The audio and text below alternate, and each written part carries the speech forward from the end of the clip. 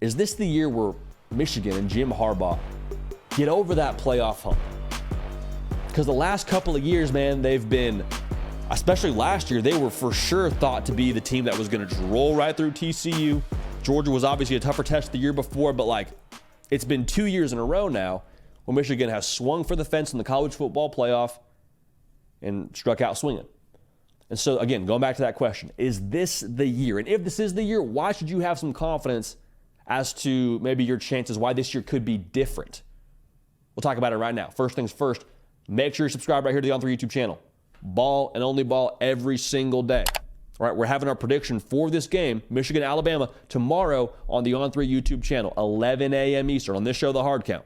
So lock in, follow on the socials, at JD Piquel across the board, Michigan, or Twitter, Instagram, talking about Michigan, Alabama, and as well as the Sugar Bowl, Texas, and Washington tomorrow on the live show. So appreciate y'all being dialed in. So I think the big thing I'd say with Michigan, this is not last year's team as much as they have some returning production.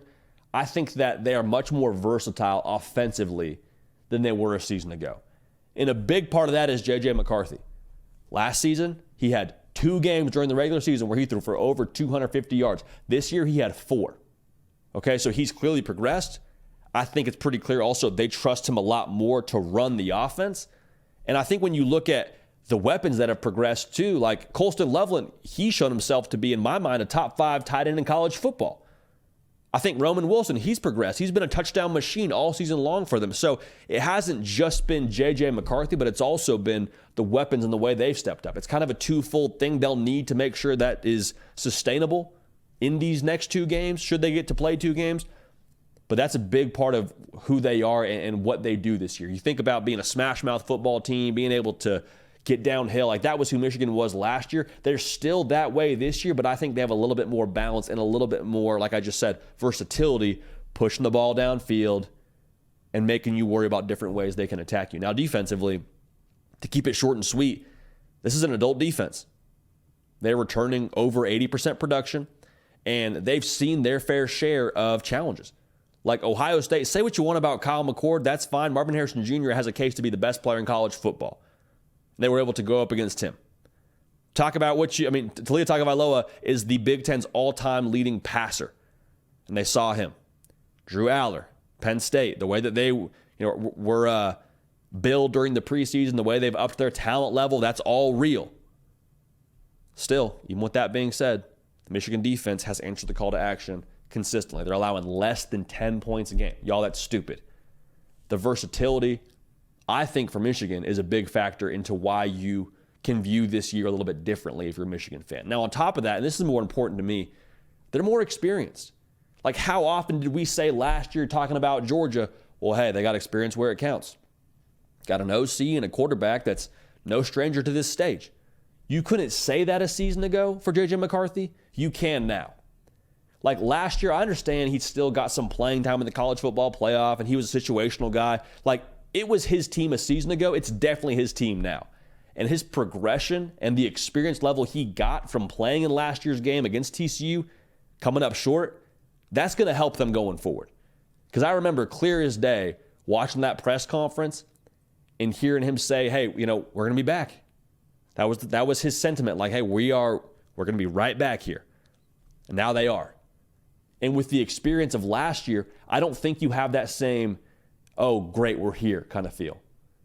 Because maybe you had that a little bit a season ago. That's kind of my outside looking in observation. But I think there is probably something to be said for being able to make it to that stage and being like, yes, we're here.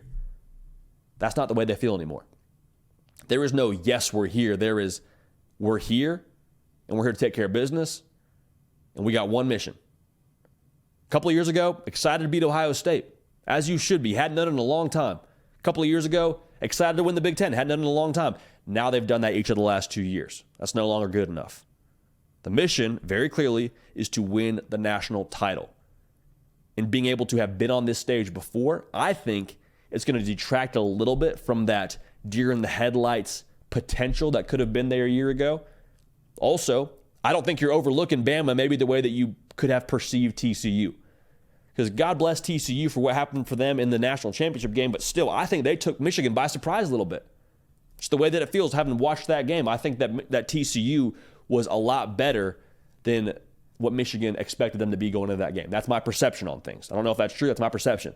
But looking at Alabama, you can tell when you talk about Michigan, when they saw they were playing Alabama, when they saw their name flash across the screen on Selection Sunday, it was like, oh boy. Like that video went viral of everyone in that room being, oh, all right. And you could tell from that room there was kind of a tone across the ballroom like, all right, we're going to have to bring it. We're playing Alabama. Just the logo itself, I think, is going to demand a little bit more from this Michigan team, and I don't think we'll see them have that letdown we saw a season ago. Now, they also have a little bit of an external edge, and they always have that edge to them, but if they needed any more chip on their shoulder from the seasons before and want to win a national championship and everyone's doing the hashtag unfinished business, it feels like every single year whenever they're coming back, Michigan was no exception to that. In this spot, it is very much so Michigan against everybody. People say that, and it's kind of a fun thing to put on a t-shirt, but I think genuinely nobody wants to see Michigan win a national title. Because of everything with the Connor Stallion stuff, because of everything with the Jim Harbaugh stuff, it is very obvious. People feel some kind of way about Michigan. And that's fine to have that on the external. I'm not here to talk about that anymore. We've talked about it a ton on this show, so we're not here to unpack that anymore. But I would say internally, that draws you together. Hearing people talk about you, that's fine. Talk about me all you want, but you're talking about my teammate a certain way? All right, as they would say, bet. As the good folks in Ann Arbor say, bet. Now we're ready for you. Now we got that greater purpose kind of propelling us forward. And it can be a distraction for this team. I don't think it is. I think it's fuel. And to give this team extra fuel, I believe is a dangerous thing by nature of what I said. The versatility, the talent, the experience. They're top 5 in the country in returning experience. They've been to this spot before. But now they got a little bit more wind at their back. For me, that's a reason to be a little bit extra on watch from a Michigan fan and why I can feel differently heading into this game against Alabama. Not predicting it right now, predict it tomorrow, but I do think that's something to just have a good feel for. It's a different Michigan team.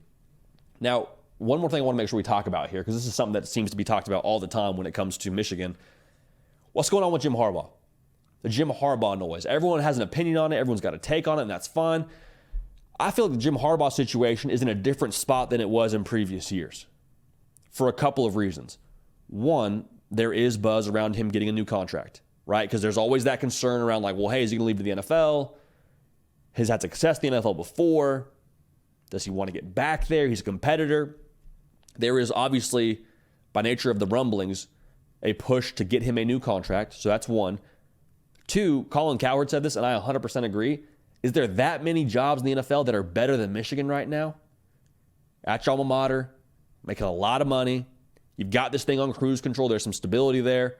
Cruise control is the wrong word to use, but you understand what I'm saying. You're at a high altitude right now cruising.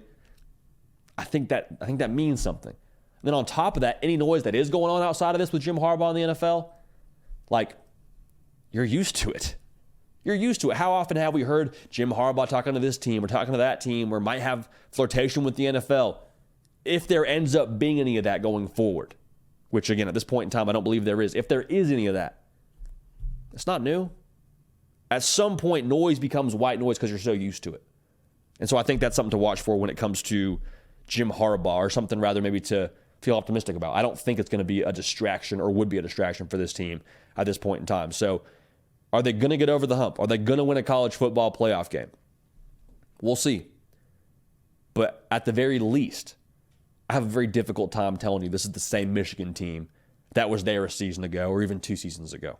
More versatile, chip on their shoulder, more experience. They've been in the spot before, clear mission, not overlooking Bama. And I think the Harbaugh noise, more or less, should be, and I think will be, a non-factor. The last opportunity for you to see your favorite college football team in person. You want to enjoy it from home? That's fine if you want to enjoy it from home. I don't blame you. Snacks, comfy couch, pump in some crowd noise. It's a good experience. But if you got one more game to be in person, don't you want to take advantage of that? If your team's lucky enough to play in a bowl game, much less a college football playoff game, don't you want to make sure you squeeze the life out of that? Game Time is going to make sure that we get that done. They're bringing the hard count today, and they're the fast, easy, efficient way to buy tickets. Buy tickets with 2 taps of your finger right to your phone. And if you want to get to something else after the season, Say, hey, you know what? That was a good experience going to that college football game. I wonder if they got other stuff on there. They do. Other sporting events, they got them. Not that the other sporting events matter too much, but they got them. Comedy shows, concerts, whatever you want to go to, Game Time has got you covered. Game Time guarantee also means that you'll get a credit of 110% if you find a seat in the same row and section for less than what you found. Ton of selection on there, but if you find one for less, they got you covered. So that just guarantees that you're getting the very best deal on your tickets. So here's what we're going to do. Download the Game Time app. Create an account. Most important part of this, to support the show, redeem code HARDCOUNT. One, it helps the show. It's a nice little flex for us for Game Time. We appreciate them, and it helps us, say, hey, look at our audience. Look at what they're doing. They're making sure that we're all in this thing together. So that's one. But two, it allows you to save $20 off your first purchase when you redeem code HARDCOUNT. So to recap it for you, download Game Time, create an account, and use code HARDCOUNT for $20 off. That's HARDCOUNT. Terms apply. Again, create an account, redeem code HARDCOUNT for $20 off your first purchase. Download Game Time today. Last minute tickets, lowest prices guaranteed. Hey y'all, thanks so much for watching. Subscribe to the channel here to make sure you don't miss an episode of the Hard Count. Also be sure to check out other videos on the On3 YouTube channel.